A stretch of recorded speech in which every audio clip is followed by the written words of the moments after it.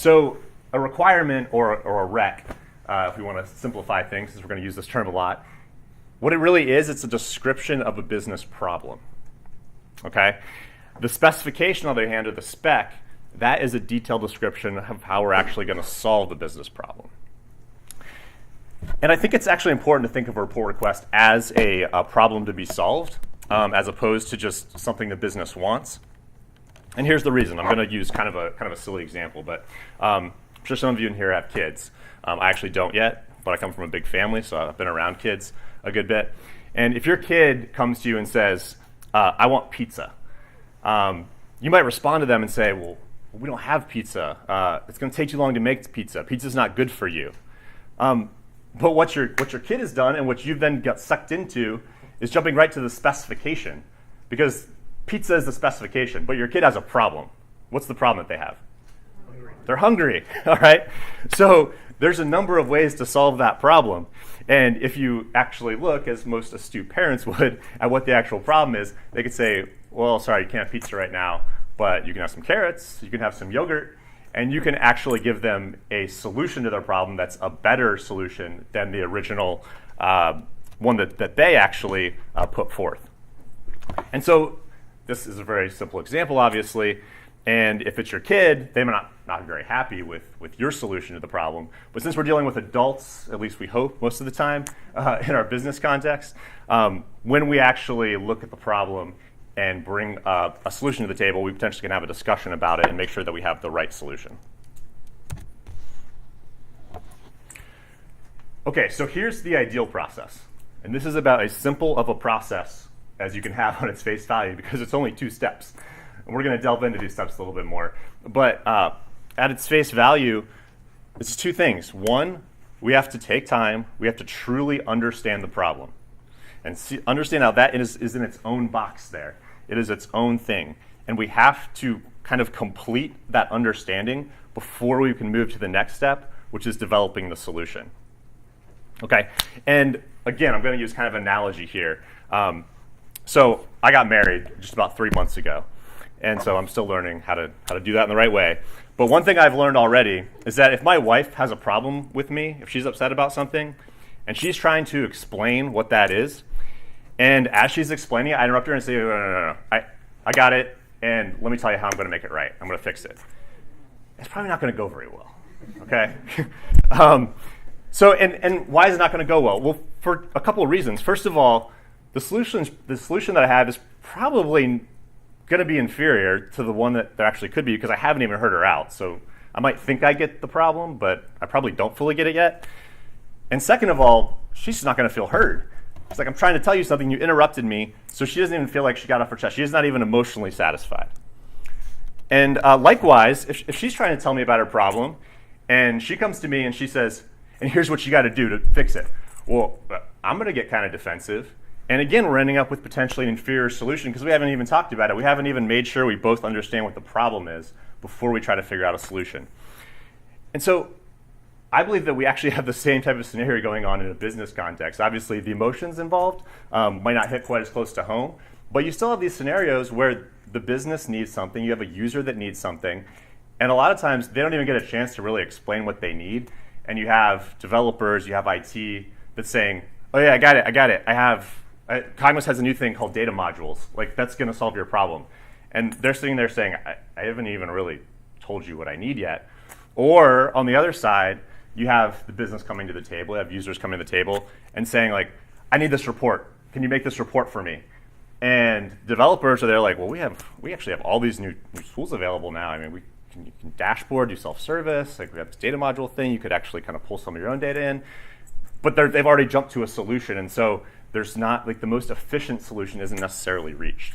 So I'm proposing that rather than doing that, we instead first we take some concerted effort and we understand the problem, and only then do we move to developing a solution. Okay, so in order to understand the problem, this is the requirements part. Okay, and so I know this text is pretty small, but happy to make this available after the conference. So these are just some example questions. These aren't the ones you necessarily have to follow, although these could be used as a starting point. But it's kind of, at its core, it's this what, who, when, where, how. Okay, so what? So what's the business problem being solved? And that's maybe not a question people are used to answering. So maybe even phrase it a little different way to start. Like, okay, you came here with a report, an example report. What's this report's basic purpose? What's it being used for? Okay, and then let's answer who. So who's going to run the report? Who's going to consume it? This isn't always this. We assume sometimes this is the same person. It's not necessarily. Sometimes you have someone who runs a report and then they send it to someone else. Let's talk about that. When? So how often will the report be run? And again, I want to remind everyone, when I say report, it doesn't have to be a report. This is just an example. It's a talking point about some type of analytics deliverable someone's looking for. Would it be more desirable to run on a schedule or run it ad hoc? How current must the data be? I love this example in particular because this is a portion of requirements that I feel like often gets skipped over. And you can have a developer that goes and they create a perfect report, a perfect self-service model, et cetera, and then the business goes to use it, and they go, wait, when was this data last loaded? I'm like, oh, well, last night. Like, it's fine, right? Like, oh no, it actually has to be up to the hour. And it's completely useless. So it's just a great example that might not be in the specification per se, although it could end up there. But actually talking about this requirement up front could have a significant impact on what's actually delivered. Where? This is another thing that gets glossed over a lot, I think. What devices will the report be consumed? You can spend a ton of time as a developer creating something that's pixel perfect, PDF output, and if your users are only pulling it up on their phone, you kind of wasted a whole bunch of time.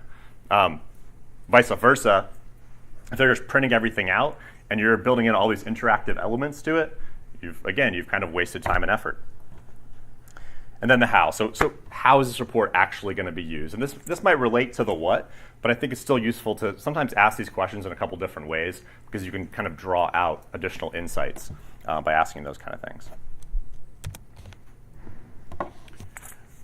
Okay, and then just some characteristics of requirements. These really should be defined in entirety before the development starts because as we just saw on that last screen, some of those questions, they're going to have a huge impact on how we actually develop things, like what the solution we come up with actually is. And as much as possible, we should avoid changing these during development. Now, it doesn't mean that in the real world that's never going to happen. You could certainly say, like, hey, I talked to a few more users, and I thought everyone was just going to print it out, but it turns out a few people are going to use it on their phones. So that kind of thing is going to happen in the real world, but as much as possible, we want to define requirements up front.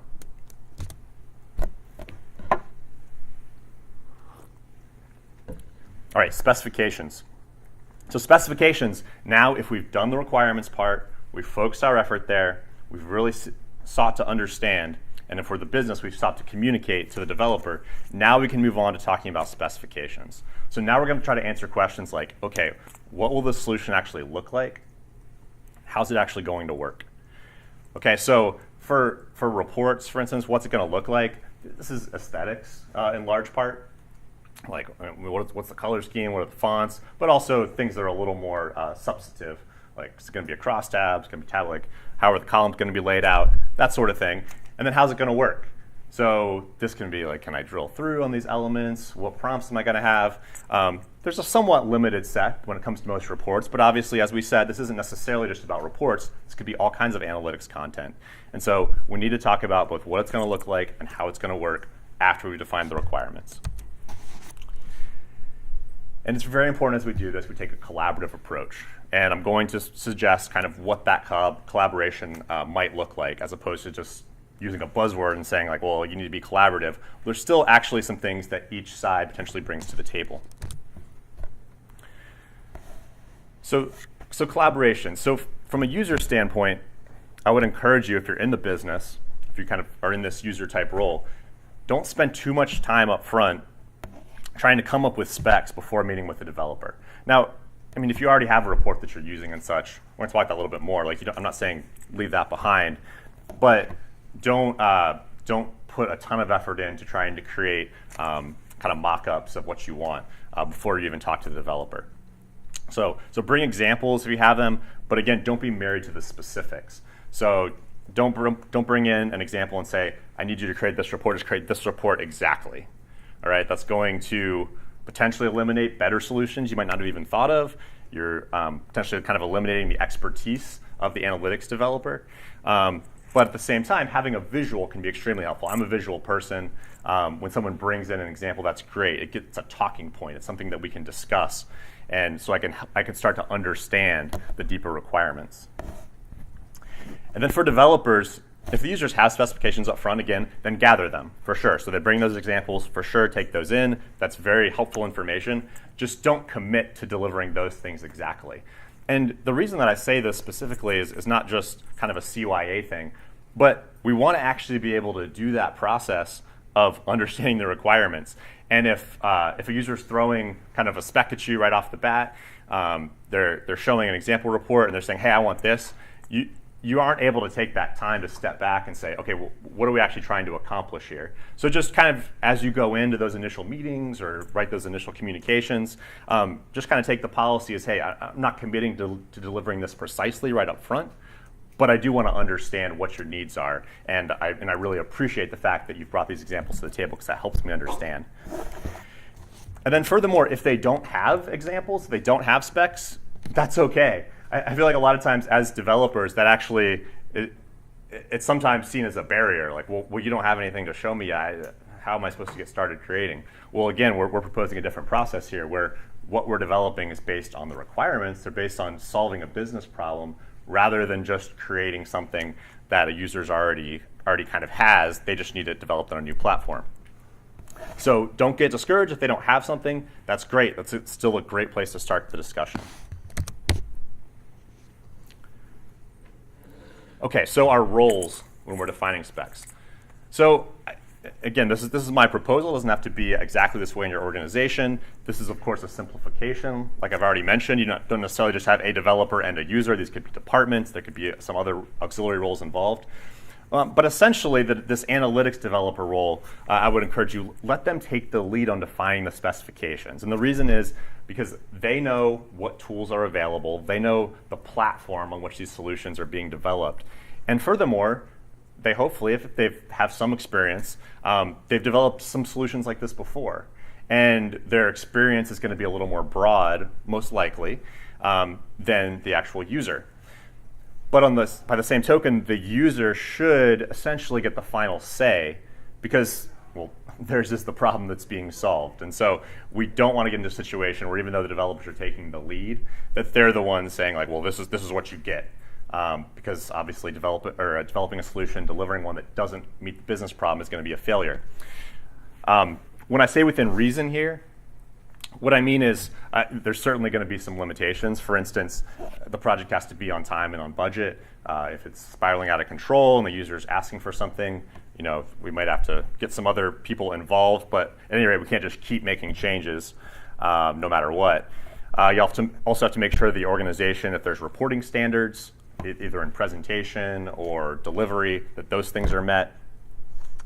And there's also just some expertise when it comes to what the end product looks like that the developer actually, the analytics developer, should have say on. Like make sure that you're not misrepresenting data in a visualization. You can create certain types of visualizations that actually make it appear that the data is a way that it's not.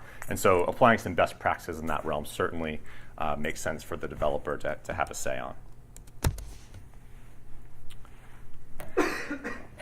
And so here's why users just shouldn't write specs on their own. And I kind of alluded to these things already, but they usually aren't the experts on presenting data.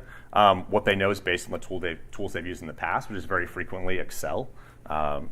Maybe some Tableau these days, but it's very confined, whereas the analytics developer potentially has worked with a broad set of tools. And even if they haven't, they're at least aware of kind of what's out there.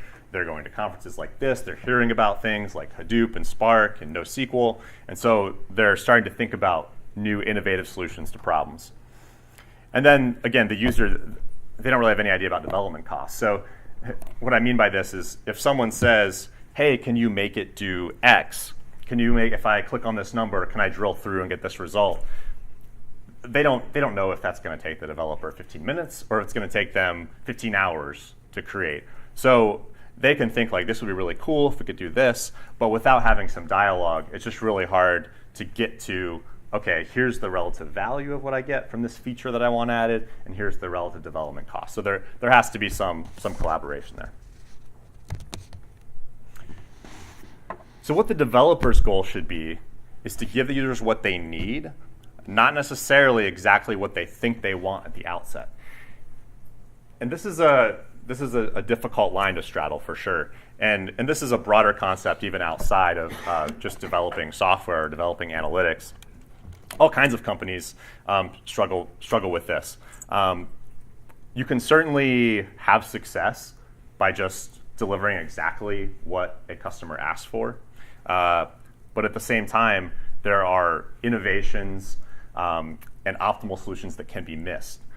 So for instance, kind of a classic example of this is a lot of the products that Apple has developed. People were not asking specifically for the iPhone when it was first created. People hadn't really conceived of a concept like the iPhone.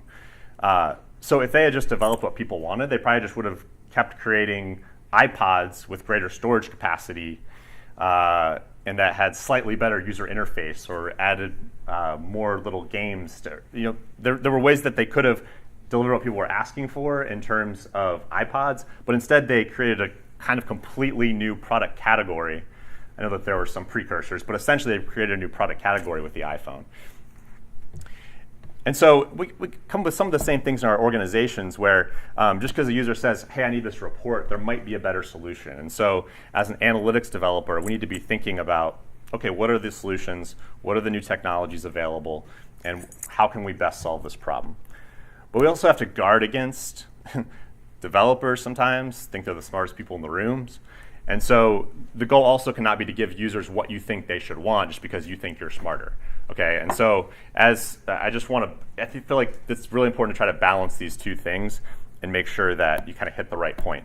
So expand users' thinking, tell them about some of the new technologies that are available, not just in technical terms, but how it might help solve their problems once you've understood that problem, but don't just try to fight for your way or your preferred piece of software. I think it's also just important to mention here that it's going to require trust in order to get there. But at the same time, as we're building that trust, we can mitigate the risk that's involved by taking an iterative type of approach to development, which we're going to discuss here in a minute.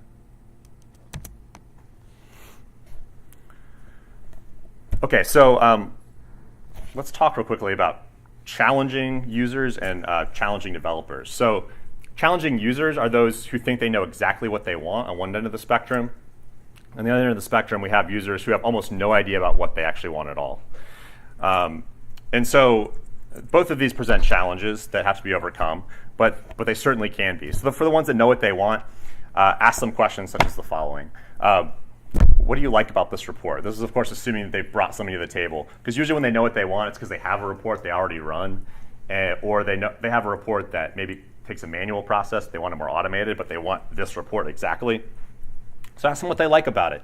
If they're pleased with it today, there's probably certain things about it that they appreciate.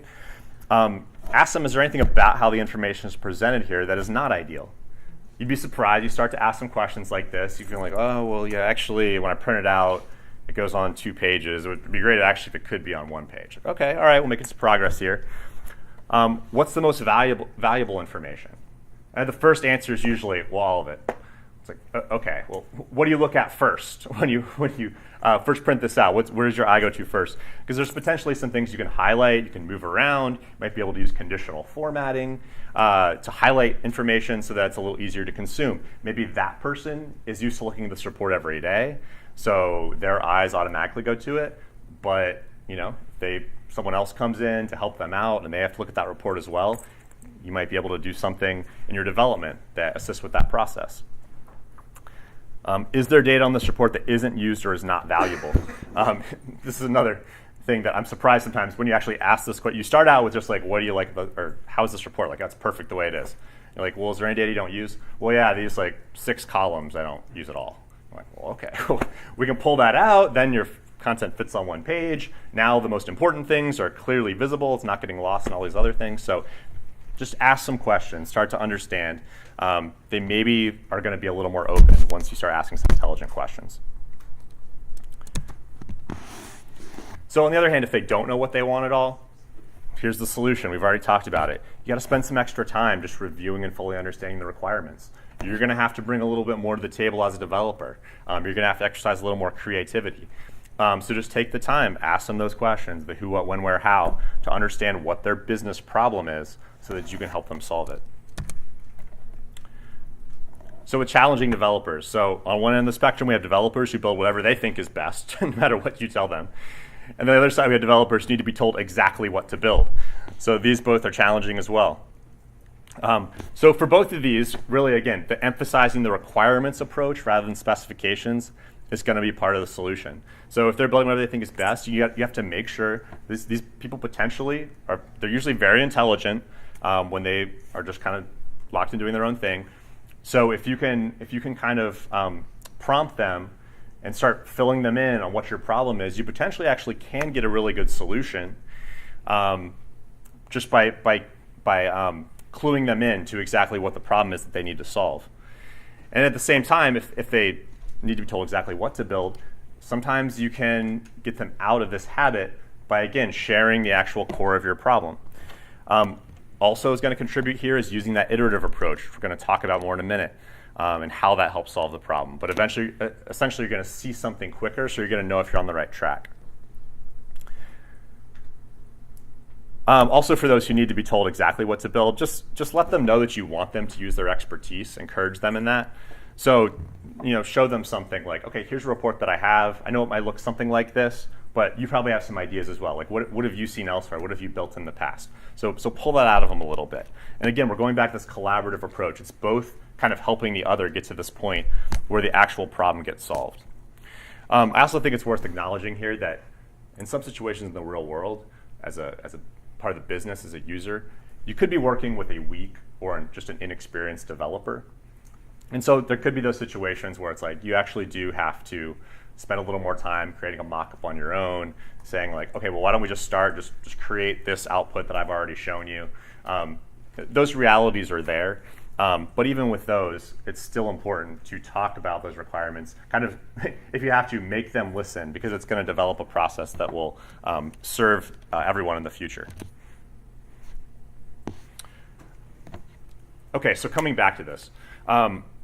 For very few of you in here, was this probably completely new information? Hopefully I've put it in kind of some different terms. But this isn't complicated at all. We've probably all heard before the difference between requirements and specifications. So why don't we actually do it? I think there's two main reasons. One, it is kind of harder. Okay, so for the developer, they have to understand a lot more about the business potentially. It's pretty easier as a developer.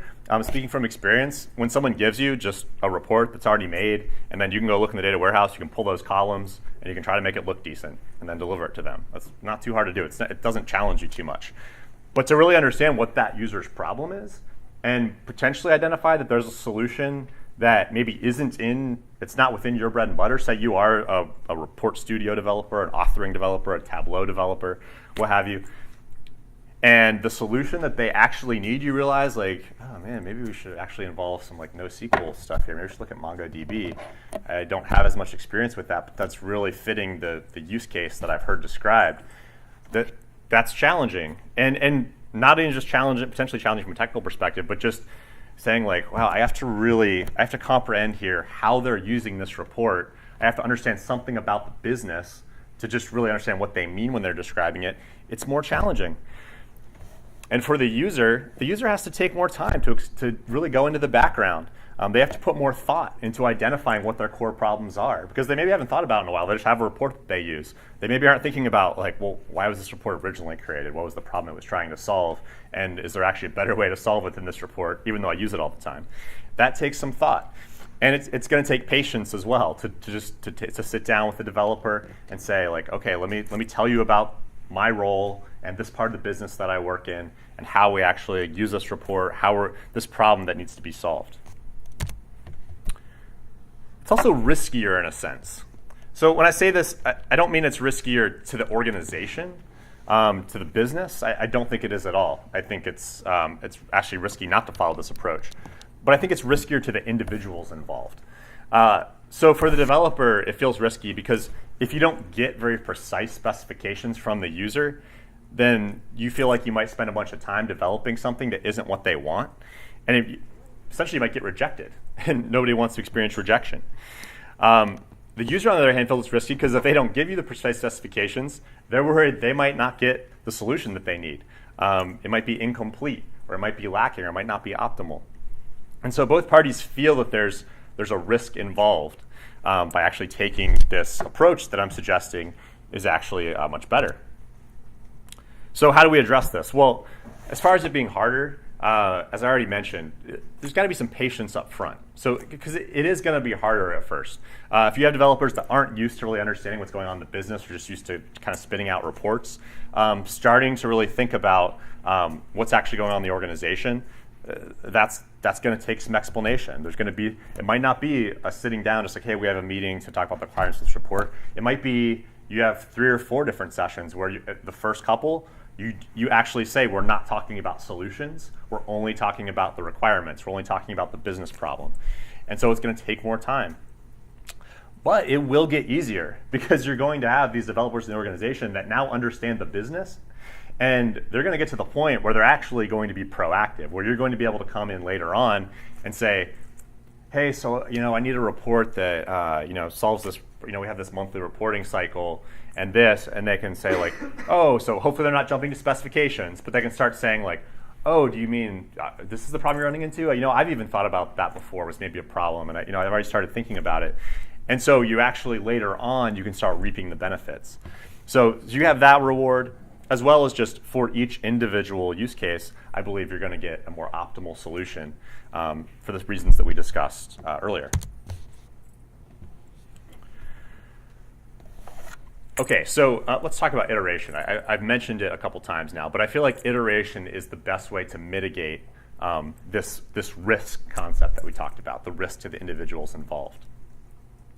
When I say iterate, I basically mean just get something in the hands of the users. Let them see something that you're starting to develop. So usually what this means is the stuff that you're delivering to them should be a first draft, if you will, of the final deliverable. So if we're talking about an actual report, then yeah, get something onto the page. Shoot it off to the user. Say like, here's kind of the direction I'm headed. Does this look right? If it's more of a model, a data module or something, get kind of the key components in there. Maybe it doesn't have everything they're going to need to report on. Put a few things in there and then say, hey, let's sit down. Let me show you kind of how this self-service thing works, how dashboarding works. Let's see if this could work for you. So we try to get something out there quickly. Now I caution you here, don't over-engineer this. Particularly when we're talking about report development. Report development tends to be a pretty short development cycle. And so if your iteration becomes, with the first initial iteration, the developer fills out paperwork and it's submitted, and then the user acknowledges, and then they can review, and then they fill out this form. It's going to become an overbearing burden, and this isn't going to work.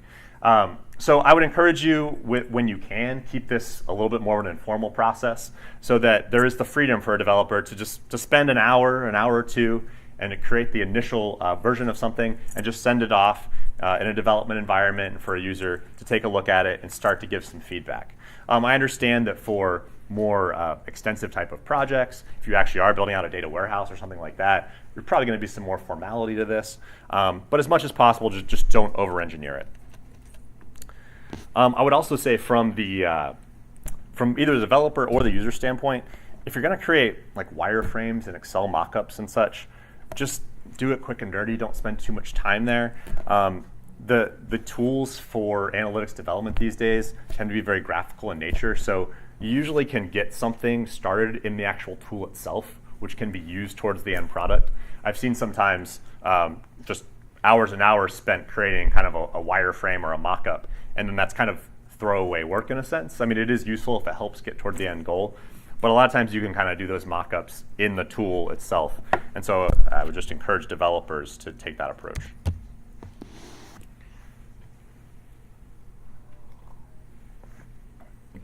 Okay, so here's kind of a suggestion about what this might look like. It doesn't have to be the same in your organization, as I mentioned. Depending on what the actual analytics deliverable is, it could look quite a bit different, but here's an approach that I would suggest for report development. So you have this initial development iteration. You ensure all requested data points are available for reporting. So basically you look in your data warehouse, you look in your framework models if you're on the Cognos 10 platform. You make sure that you have what you need in order to create the report. If you don't, you go ahead, you got to go and send a request, talk to the ETL team, the data warehouse team, get some of those fields available that you don't have. So get that process started. Then complete some of the easier development work that starts to give the feel of the report. So kind of get that layout going. Even if you don't have all your data elements, you have some missing, you had to send a request to the warehouse team, get something going. And then deliver something for review quickly. And this quickly, I think, is particularly important if we're in some of the buckets that we were discussing a minute ago. So if the user didn't give you anything to go on, all the more important to get something to them quick, because you want to make sure that you're actually on the right track. If you have an example report and kind of what you're coming up with to solve the business problem, it kind of lines up with what they provided you, then you maybe don't have to get something over to them quite as quickly. You can spend a little more time developing. But if you don't have anything, get something out there quickly. At the same time, if the user did provide specifications, but you think there's a better way to solve their problem, and that's what you're going to propose, again, get that to them quickly. Maybe not too quickly, because if it's not fully fleshed out, they might reject it. But it's obviously a balancing act. But just you want to get something in their hands because you want to make sure if you're going a different direction that it still is indeed solving their business problem, and you're not making that mistake as a developer of thinking you're the smartest guy in the room and not actually solving their problem. And so the data itself in this stage doesn't have to be perfect, but just from a developer standpoint, if it's far off, don't be surprised if the user gets distracted. That could happen a lot of times. You'd say, like, hey, can you just take a look at the layout here? And the business user, you show it to them, and they're like, this looks pretty good, but I don't know, this number doesn't look right. You're like, that's not what we're looking at right now. So if you're on the business side of things, just keep that in mind. Ask the developer, what am I looking at in this initial iteration? What should I be looking at? What have you not worked on yet? So you don't get caught up in the things that don't matter.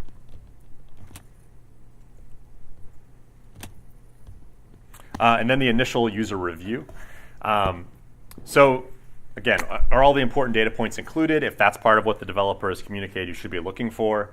Do the numbers generally look like what is expected? Again, if that's what the developer says, the numbers should look reasonable. If they've used total dummy data, then of course ignore this completely. But if they're using some real live data, then at least you can start to see, like, is this the right ballpark, or are we pulling completely wrong thing here? Were there any actual errors encountered when you ran the report? And then you should be asking yourself this, did I forget to include anything in my initial specifications? This happens all the time, and this to me is one of the biggest reasons to iterate, is because you can have a 4-hour discussion about requirements and specifications, get into all of that, but if you don't have an actual something to look at, like a visual reference point, there's probably going to be 5 or 6 more things that as soon as there's a visual, they're like, oh yeah, actually I forgot, I have to include this as well. So especially if you did not have a visual element in your initial discussions, get something over, and then probably expect from your user that you're going to need to include some additional things. And that's okay from a business standpoint. Expect that. Don't feel bad, oh, I should have thought that up front. It happens all the time, almost every single time.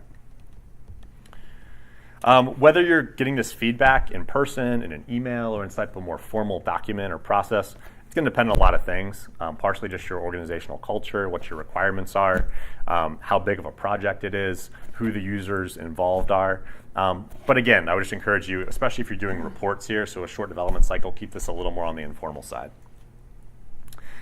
If at all possible here, finalize the specifications. That being said, we're going to have other iterations just in case there's something that was still missed.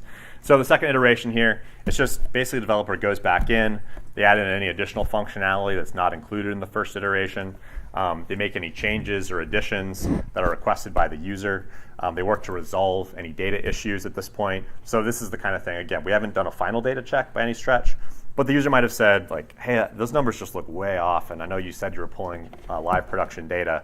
So can you take a look at that? So start to look into those kind of things. Certainly if there's any error messages or actual bugs in the code, try to get those resolved at this point. And then kick it over for just another business review. So at this point, the business wants to make sure that those updated specifications, because probably a few things have changed, those have been fulfilled. Take a little bit closer look at the data.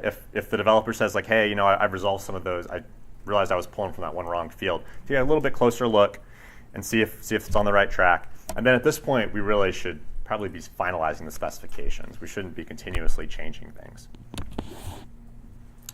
And so at that point, the developer does the final development. They address any of those final things that came from the user. And then we go to true UAT. And this is, again, if we go back to that one of those initial slides we looked at, this is often what's jumped to very quickly, kind of right after what I showed. It's like the developer says, here I have the report, and then you go to UAT, and there's this kind of extensive UAT process. So at this point, with what I'm proposing with this iteration, really the primary goal here is just full data validation, making sure the numbers actually tie out. Because we've already looked at the functionality, there's been some back and forth, and so there really shouldn't be much coming out of this user acceptance testing in terms of changing how the tool works. It's just making sure that the data is correct.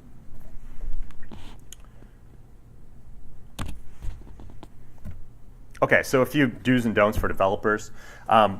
So implement and document your design standards and methodology, because that kind of sets expectations up front. If there are certain constraints that you're going to be working with when developing the final solution, that actually helps too, because sometimes you can have users that say things like, I want to have Comic Sans as the font in my report. They just insist on it. It's like their favorite font. It has been for 30 years. Well, you can say, I'm sorry, like it's our design methodology, we have this template that we use in our organization, so we're going to have to display the data like that. We can show it in a way that's conducive to your business purpose, but it does have to have a certain look to it. And then view this as an opportunity to grow your career and value in the organization. I mean, this can be transformative. I know I have mostly a business audience in here, but for developers, I mean, if you really start to understand how the business works, not only is this a skill, no matter where you go, that's really going to help you to grow, but even just within that organization, you can potentially just do so many more things if you start to understand how the business works rather than just drop fields onto a report. Don't add every possible prompt you can think of in the first iteration. This is kind of very specific advice, but this is just something you can spend a whole lot of time on, trying to think of every possible scenario, every piece of data that's in the report, everything someone might want to prompt on. Just again, get something quickly over, let the user tell you, oh yeah, it's really important that I actually be able to run it for this date range as well. Then spend that time, because it's a little tedious to do that sort of thing. And then don't waste time trying to replicate suboptimal presentation from example reports. A lot of times, example reports were created in a certain way because it was just the way someone decided to do it on like a late afternoon and Friday when they had to get a report into someone. So it doesn't mean that there was like a ton of thought put into it.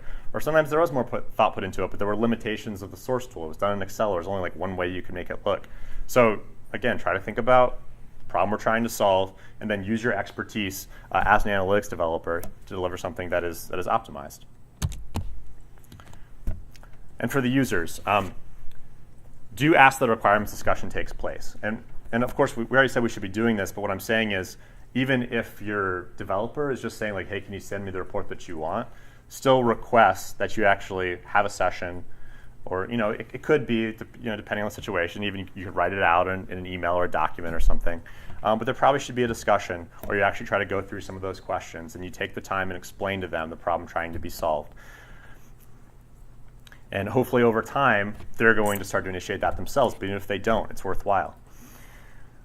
Do spend time trying to think outside the box about what problems you have getting your job done.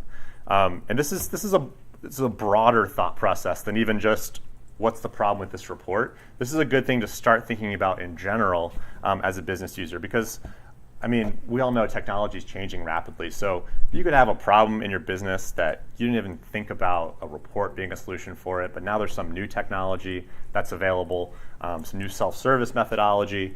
And so just start thinking in terms of the problems that you have, and from time to time, communicate that to the technology folks in your organization.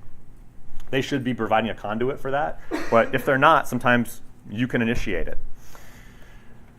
Don't get impatient when you're explaining background and context, especially at the outset of this, because a lot of the business terminology they've probably heard. You might think your developers know more about your business terminology than they actually do, because they hear the terms and they can even say them, but they don't really know what they mean.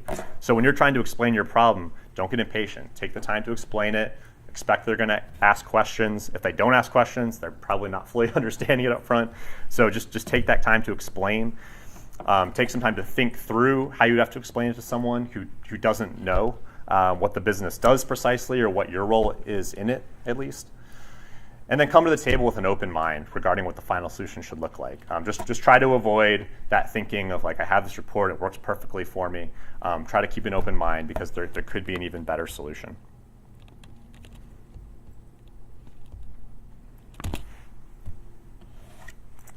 Okay, so let's summarize here.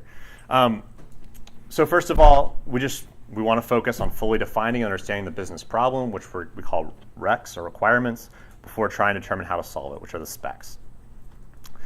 Developers and users need to support each other in following this process that they both know will yield superior results, but that is initially going to feel harder. And then develop specs collaboratively through iterative development, where the developer takes the lead, but the business more or less has the final say. And then one last big idea, which I'll kind of throw out there, and then this will kind of lead into kind of a question or discussion time. But this might prompt some thoughts. So as I was thinking through this, I realized that, and this might be a little counterintuitive, but I think that the old way, which we laid out at the outset, really, it only works at all to deliver entry-level data insights, which I really just think of as enterprise reporting. So this is kind of stuff Ryan talked about in there, which is just, you create a report requirement, you develop a report, got some prompts on it, or it's automatically sent out, that's it. That's enterprise reporting. That's what Cognos has done traditionally. And as it's always tried to present itself as a BI tool or now analytics tool, what a lot of people use it for is just enterprise reporting. But to deliver on the promise of true modern analytics, we really have to have a deeper understanding of business problems. And the reason that I say that I think this is a little counterintuitive is because I think some people might think that with modern analytics tools and self-service, IT doesn't really need to have as much understanding of what the business does because they're kind of just enabling them to do their own thing. But I don't think in reality that's actually the case. In order to deliver kind of the right data at the right time, using the right tool, because there's now so many tools available, and it's so easy to integrate tools together. So like was mentioned earlier this afternoon, Modio has a tool that actually you can display stuff from Tableau and Cognos side by side. So there's all kinds of options. It's important to understand what the business is trying to accomplish. Another example of this, you have a product called Netiza from IBM, where you can actually, it's something called Fluid Query. And what it will do is the user can issue a query, or they can basically ask for some data through Cognos, so just through a report. And it will go to one database for information that's kind of aggregated up, so it's at a pretty high level. And then when it needs to, it will go look at another database for more detailed information. So you can potentially get very quick results if you just need kind of high level, summarized annual information. And then if you need to go to a lower level, it will go get it from another database. And so in order to even figure out how to use that kind of powerful technology, we got to understand what the business is really trying to do. We have to be able to actually try to help them solve their problems using these solutions rather than just coming to the table and saying like, well, okay, so it sounds like you want some data. We could put that all in a cube, or I could build you a framework model and we can kind of put everything from the data warehouse in there. That's kind of the past of what was construed as self-service. It was just kind of trying to give the user pretty much everything and then hoping they could figure it out on their own. And that never fully worked. And I don't think it was just a technology problem. I think it was partially a problem with approach. So I mentioned a minute ago that I would encourage the business to think through not just what is my problem with this report that I want to be created, but to think through kind of bigger questions. And so I came up with some potential ones that could be asked that you can either think through, or that if you're a developer, you can potentially start to ask. And this could be, at the end of some session where you're talking about report requirements, but maybe take 15 minutes to end and you step back and you say, hey, let's talk about some broader things. And maybe sometimes these questions you think are going on at the executive level, but there can also be kind of a grassroots movement as well with these things. So here's just some examples. So, what are some of the main challenges you face in your job? That's fairly straightforward. What information are you lacking to make better decisions? But here's some other ways to ask the questions in ways that tease stuff out. So have you ever had a hypothesis about why something is happening in the company, but you didn't have a way to test it? If so, like, what was it? Has your gut ever told you that something's trending in a certain direction with the business?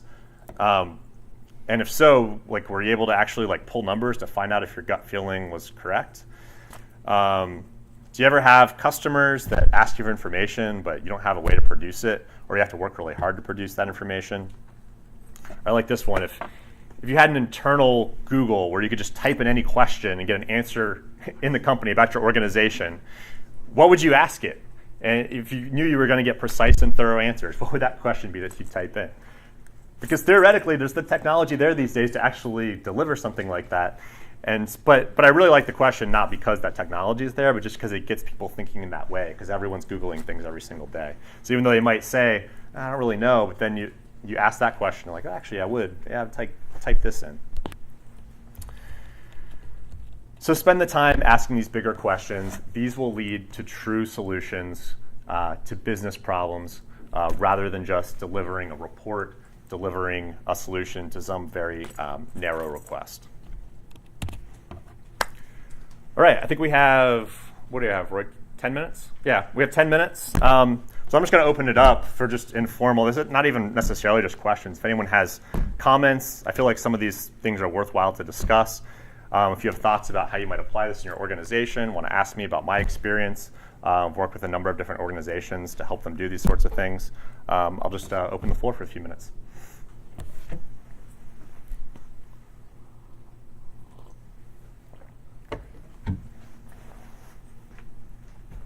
Nobody?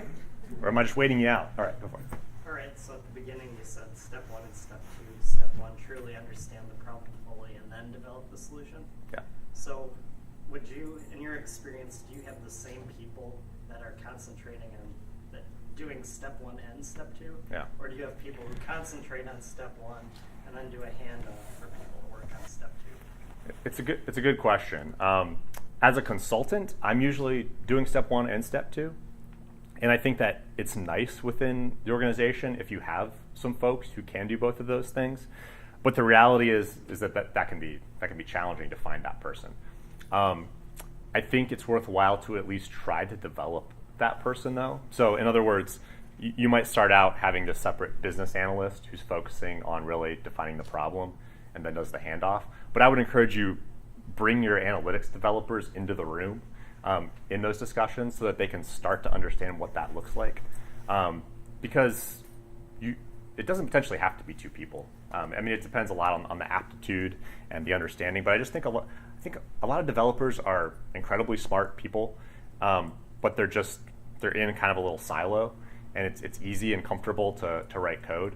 But if you start to share this information with them, they can pick it up actually fairly quickly, and you don't necessarily have to have 2 separate roles. Maybe that's optimistic, but I believe that can be the case. I've seen people develop in that kind of linear fashion. Okay. Anything else? All right, we'll wrap it up maybe 5 minutes early. Sorry, I've got a question. Oh yeah, I'm sorry. So the iterative methodology. I think what happens with my company and probably other companies is that sometimes we have the iterations actually happen in production, right? We say we got something done, we got it done quickly, it's in production, but then we find out it's not exactly what we thought it was going to be, then we start iterating there. And it's much more expensive to do it there. Yeah. But then we're also under time pressures to get something out there, version 1.0, where we can say mission accomplished. Right. How do we balance that? How do we get the right messages out there to say we're going to get a more optimal solution out there quickly, but also try to get some immediate business value out there quickly too?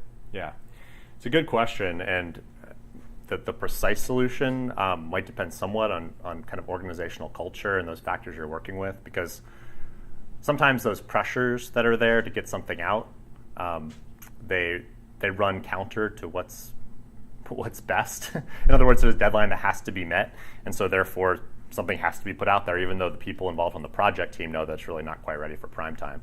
And so that battle sometimes has to be fought on a couple different levels of communication. But what's interesting too is that the lines are starting to be blurred more and more between environments, if you will, between production and development and test, for better or for worse. But it definitely changes the dynamics of those kind of questions to a certain extent. And we've kind of had this in Cognos for a while, where you whenever you introduce self-service, it's like, well, what exactly is production at that point? you put a model out there, but when the users are creating things for themselves, are they creating that in production? And then when they develop something, is that considered production, or at what point does it become fully productionized?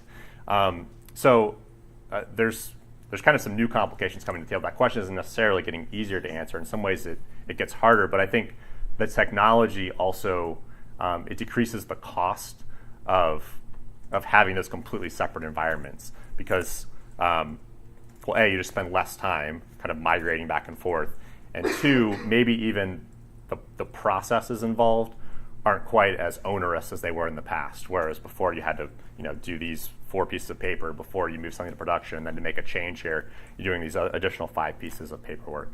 Yeah, I don't know if there's a one-size-fits-all answer, but maybe we could chat more about kind of what's going on in your organization, and we could try to brainstorm a couple solutions.